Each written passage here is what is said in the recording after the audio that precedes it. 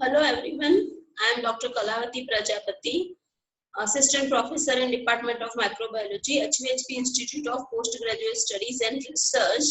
Today my topic of the discussion is nutrient transport across the cell membrane. This topic is included in the BSc Microbiology semester 4 syllabus. The paper code is CMB 401. The title is Microbial Metabolisms. Now, first of all, which type of the molecules are needed by the cells? As we all know, the microbial cells, plant cells and animal cells required carbon source, methane, organic molecules, some nitrogen sources like amino acids, ammonia, ammonium containing compounds, as well as some other compounds which is act as an energy source. Now, something about the cell membrane. Okay, generally, the cell membrane is act as a transport mechanism or the transport barrier of the nutrient molecules. Okay, cell membrane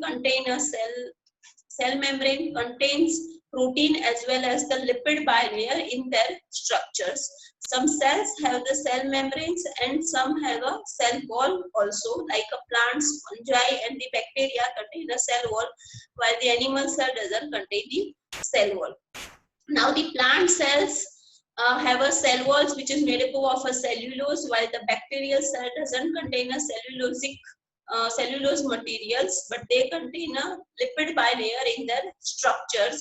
And cell membrane basically made up of a lipid layer which is a porous in nature, and they allow the transfer of water molecules, carbon dioxide, oxygen and the nutrients. Now the major function of the cell membrane, as we all know that the cell membrane separates the components of the cells from outer environments. That means they protect the cells, as well as the cell membrane is also known as a gatekeeper of the cells, and it having a selective permeable membrane. It is also maintain the balance, that is internal balance and outer balance of the cells.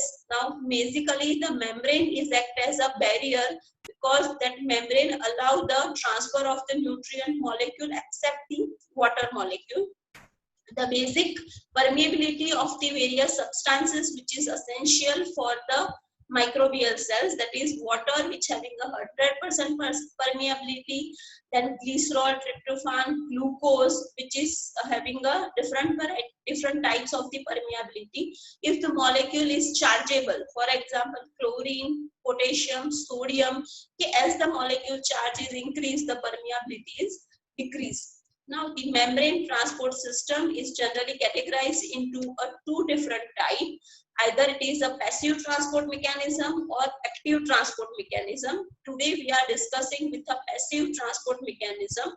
Passive transport mechanism is categorized or divided into three various types. That is a osmosis, diffusion, it is also known as a passive diffusion, facilitated diffusion, while the active transport mechanism is divided into three types or four types, antiport, symport, ABC system, that is the ATP binding cassette system, and the group translocation system. Now the basic concept of the transport, that is the generally a passive transport mechanism. The molecule is moving from a high concentration to the low concentration, as the passive transport doesn't require any types of the energy, while in the active transport we require the energy. So passive transport mechanism is of three types: diffusion, in diffusion the molecules moving from higher concentration to the lower concentration. The second one is facilitated diffusion. In the facilitated diffusion, again the molecule is moving from higher to the lower concentration, but by using the facility which is available in the cell membrane. And the third one is the osmosis. In the osmosis, again the cell passing a semi-permeable membrane from higher concentration to the lower concentration. Now the first one, that is a osmosis process. It is the diffusion of a water generally. Not any other molecule is moving, but the water is moving from a one membranes to the another sides of the membrane and maintain the equilibrium of the molecules. Here the diagram shows at a higher concentration of the sugars, the water molecule is passing from one side to the another sides and maintain the balance or maintain the equilibrium of the sugar concentrations. The second, this diagram also shows the same mechanism.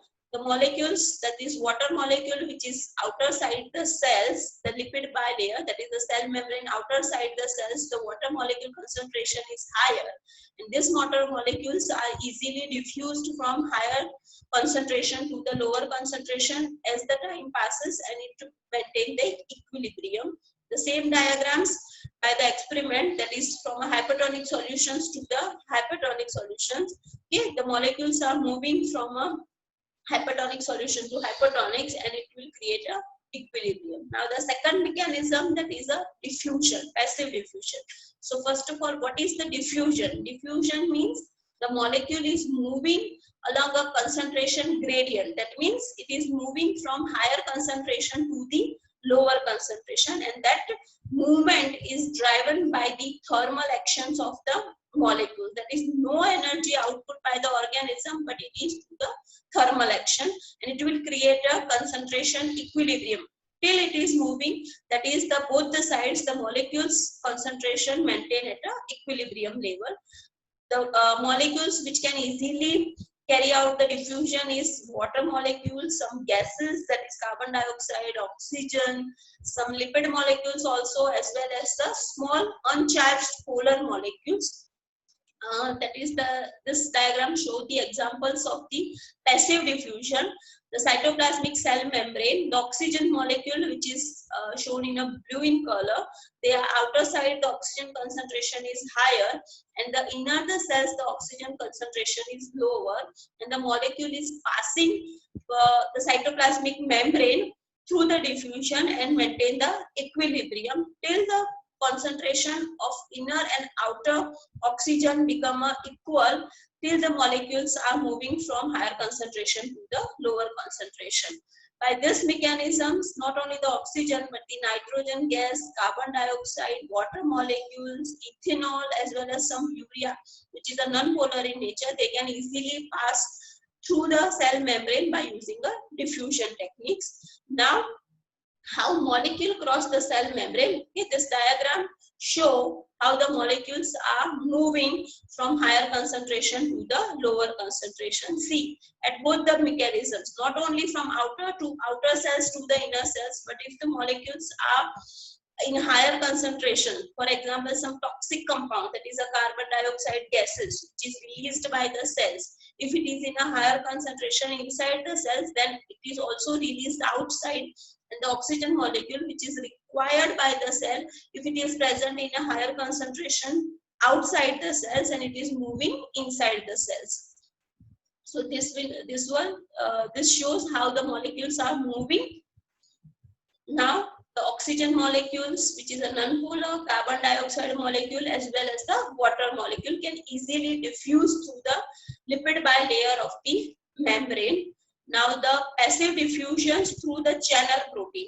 Okay, how the passive diffusion is occurred into the lipid bilayer. So they are using the proteins which are binded into the lipid bilayer structure, that is a membrane proteins. It is also known as a channel protein, which can easily pass the molecules. Either they are the water molecules or they are the gaseous molecules or any other types of non-polar molecules. So this is the figure which shows how the water molecule cross the lipid bilayer structures. Now the third mechanism is the facilitated diffusion. The name itself suggests the diffusions through the facility. Facilitated diffusion means the diffusions through the facility which is available on the cell membrane.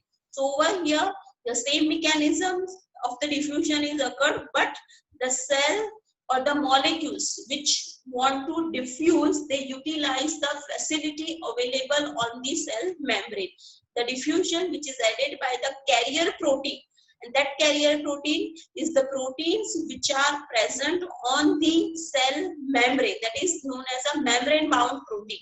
The best example is the permease, which is present on the cell membrane. Okay, that permease allow the molecules to come inside as well as allow the molecules to come outside and maintain the equilibrium into the cells. It is powered by the potential energy. That means it doesn't require the cell energy.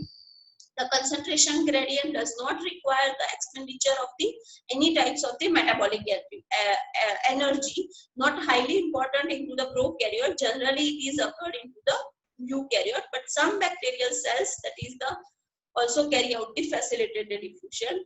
See over here, that is the diagrams how the molecules are diffused by using the facilitators. In this, the nutrient molecules which is outside the cell in a higher concentrations, and they are specifically binds to the permease protein, that is known as the facilitated proteins, and then after it entered into the proteins, after that it come inside, or the protein configuration is change in its shapes, and it allow the molecules, that is nutrient molecules, inside the cell.